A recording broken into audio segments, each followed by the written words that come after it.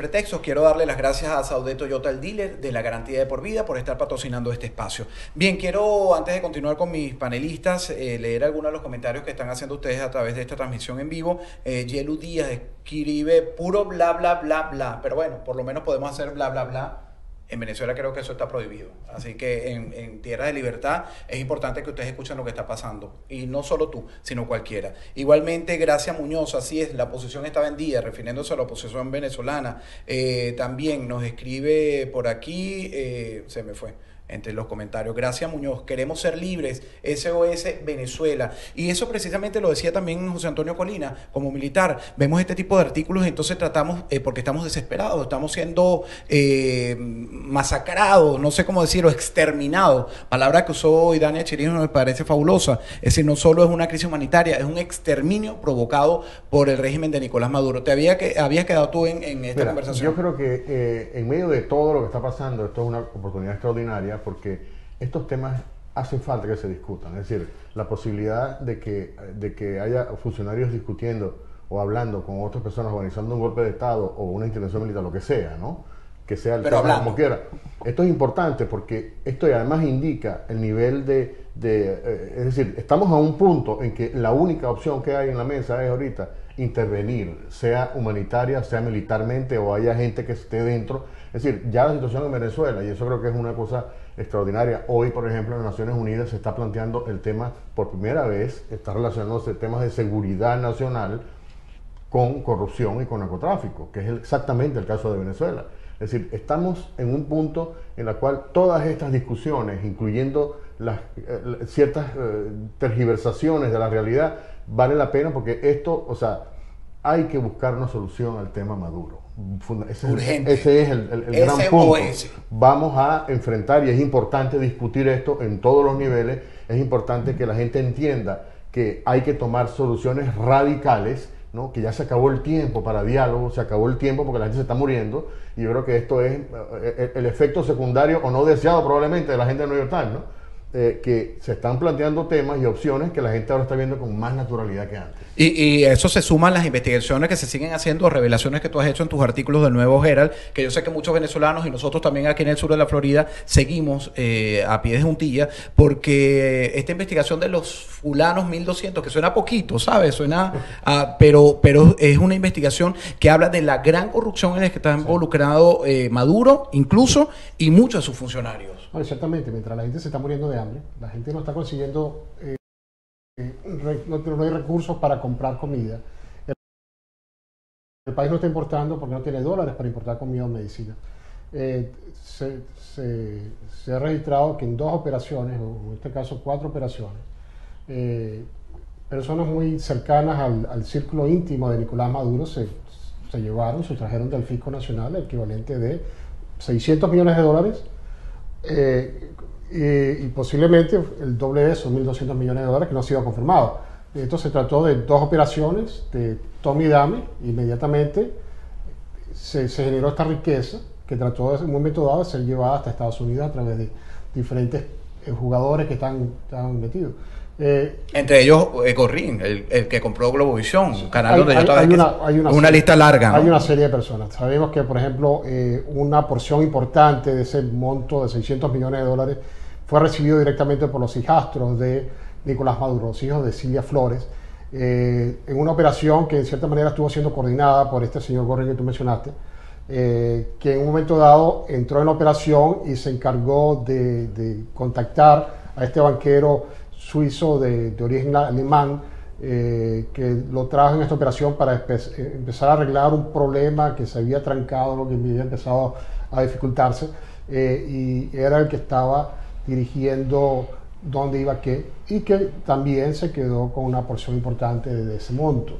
En esta acusación que hemos estado viendo, y es un caso que sigue avanzando y sigue siendo modificado, sabemos que en un momento dado muchos de los acusados no fueron identificados. Nosotros hemos podido corroborar quiénes son quién. Aparece el propio Maduro, que es identificado como el funcionario número 2, y sabemos que parte de esta investigación a partir de cierto punto empezó a volcarse hacia él y empezó a volcarse hacia Gorrín, porque están siendo vistos como las piezas centrales Ahora, fíjense, en esta investigación y todo lo que ustedes están relatando como periodistas y las investigaciones que ustedes hacen, me hace preguntarle a usted, como una persona muy cercana, no solo a la administración Trump, al gobierno de los Estados Unidos. Esto nos puede permitir a todos esos que nos están viendo, señor Cueto, viendo en Venezuela particularmente, que están pasando hambre, que no tienen medicina, que se están muriendo, que sus familias están caminando porque no tienen dinero ni siquiera para tomar un avión o tomar un autobús e irse lejos huyendo de esa desesperación, que va a pasar algo próximamente.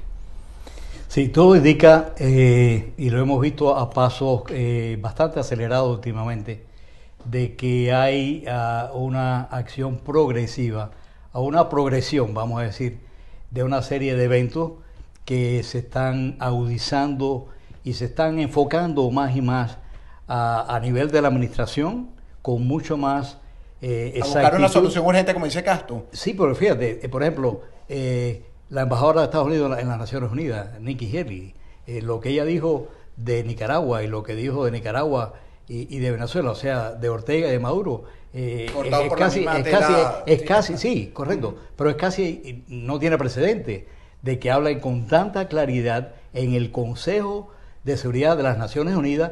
Se ha dicho lo mismo en la OEA y por lo tanto vemos en los Estados Unidos lo que había dicho el general Kelly, que era el jefe del Comando Sur aquí en el Doral, donde él hace muchos meses dijo que la solución en Venezuela iba a ir por la dirección de una injerencia humanitaria. Después eso se repitió por Pence, por el vicepresidente Pence, en la OEA, y ese ha sido el camino que cada vez se repite más y se repite más y se repite más, y demás personas a un nivel de la rama ejecutiva, pero muy cerca del presidente, o sea, no políticamente, sino ya como un común denominador en la retórica y el discurso que ellos están dando. ¿Ustedes están seguros de que puede haber rápidamente, no rápidamente, a la velocidad que queremos para nuestra familia que está dentro aún, un cambio, una acción humanitaria, militar, quirúrgica, amplia? Bueno, está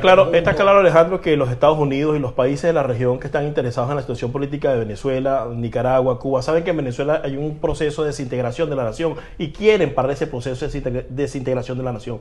¿Qué están haciendo? Bueno, en la parte de la corrupción están llevando a los tribunales de aquí del sur de la Florida, a los tribunales de los Estados Unidos, las personas que han intentado meter sus capitales desde el punto de vista operativo. Lo dice muy bien el señor Cueto. Ya a nivel político importa, están hablando de una intervención militar, intervención humanitaria. Yo creo que lo que están buscando ahorita son dos cosas importantes. Primero, ya tiene la matriz de opinión y el ejemplo está, que es el éxodo masivo venezolano, saliendo que es la mejor prueba de una revolución que ha fracasado. Ahora bien, están buscando dos cosas. Primero, la concertación a nivel hemisférico para que no sea una acción unilateral de los Estados Unidos, sino condenable porque fue Estados Unidos que se quiere apoderar de Venezuela. Exactamente. Y lo segundo, que es lo más importante para mí, y lo hemos discutido en otros programas, es qué fuerza interna, ¿verdad?, pueda capitalizar esa acción, porque mientras no haya una fuerza interna que capitalice, no hay transición, no hay nada, que yo creo que es una de las grandes deficiencias y donde los Estados Unidos está trabajando con otros países de la región para poder impulsar esto. En eso, cuando tú hablas, y lo decía fuera de micrófono, que estás tocando, que no es la primera vez que se reúnen, que hay en desarrollo y la seguirá viendo, porque de eso se trata el gobierno de los Estados Unidos, que no es aislado, no vive solo, sino tiene relaciones, aunque no son y no producen la respuesta que nosotros querramos. Eso coincide lo que me decías hace rato con lo que está diciendo Colina. Esa lectura de esos puntos que está buscando el gobierno. Yo estoy de acuerdo con lo que dice José Antonio, pero yo creo que tenemos que ir a un paso más, digamos, pragmático y específico. Por ejemplo, si va a haber una indictment contra Maduro, que es el presidente, ¿no?